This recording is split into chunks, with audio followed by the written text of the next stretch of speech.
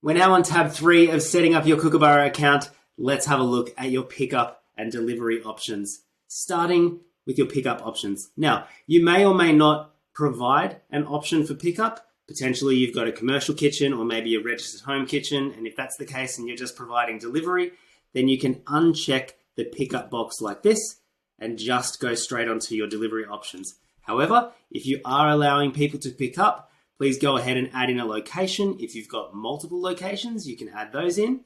And if you want to go one step further and add a specific collection point, for example, the front counter or a side door on a particular street, go ahead and do that. If you don't want people coming in and picking up the orders to be going to the front counter or walking in the same door as people who are dining in, it's a good option to put in that collection point.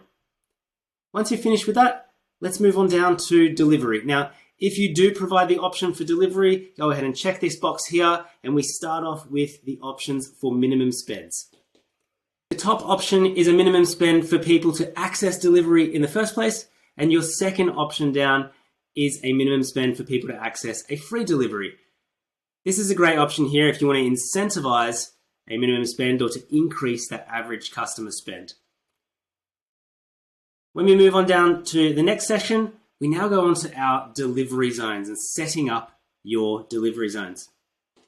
Now, when it comes to your delivery zones, you can set up as many of these as you like, and there's no right or wrong answer of how you approach this. It simply gives you the options to create different delivery fees and potentially different geographical options in the way that you want to deliver. For example, you might choose to set up a small hyperlocal area of people within 3 or 4 kilometers of you and give them a small delivery fee. And then if you want to expand that out to, let's say, the 4 to 10 kilometer radius, we might move the delivery fee up to something like $15 or $20. And then if you want to go further than that, we can increase the delivery fee again. And so you might choose to set up your delivery zones by range so that you get the opportunity to expand the delivery fee. Another way that you might choose to do it is by geographical north, south, or east and west. For example, if you're delivering to all of the customers on the north side route in the AM and the south side route in the PM, then it might be easier to set up your delivery zones like that.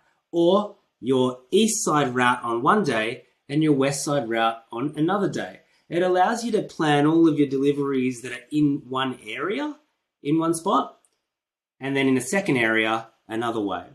A hot tip, if you are still figuring this out from the get-go, we suggest that maybe you narrow your delivery to start and focus on local customers that are living nearby, and then expand your delivery zones as you establish your kitchen. Let's open these up and have a closer look at them. And you can see just here on the 5 that are on the screen, down the bottom, Albert Park in North Melbourne, see how they have a delete button next to them, and the top 3 have an in use button.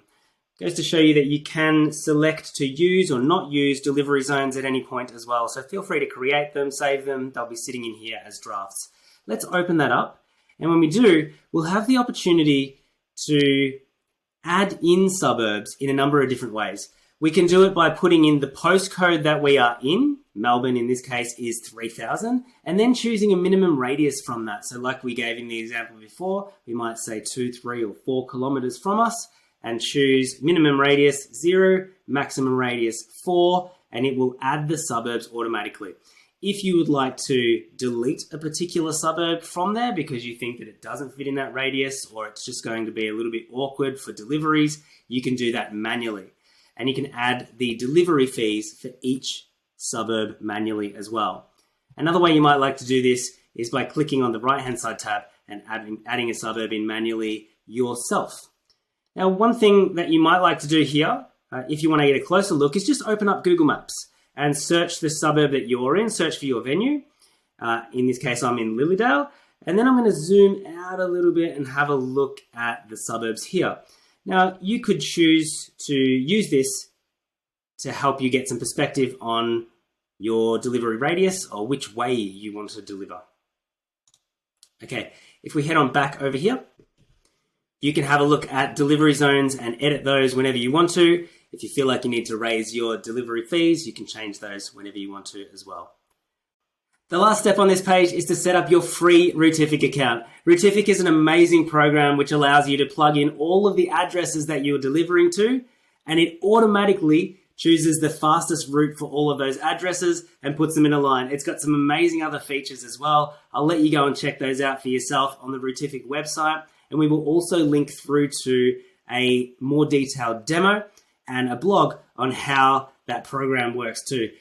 At this point, we're going to get you to head on over to the Rootific website by following step number 1. Create your account, follow those instructions, and then grab that API token here, where you're going to come back to step number 3, paste it in, and click Save Settings. Kookaburra and Rootific have created a partnership which allows you to have access to this awesome program for free for your deliveries. Go ahead and do that now, and I'll see you on the next video. Bye for now.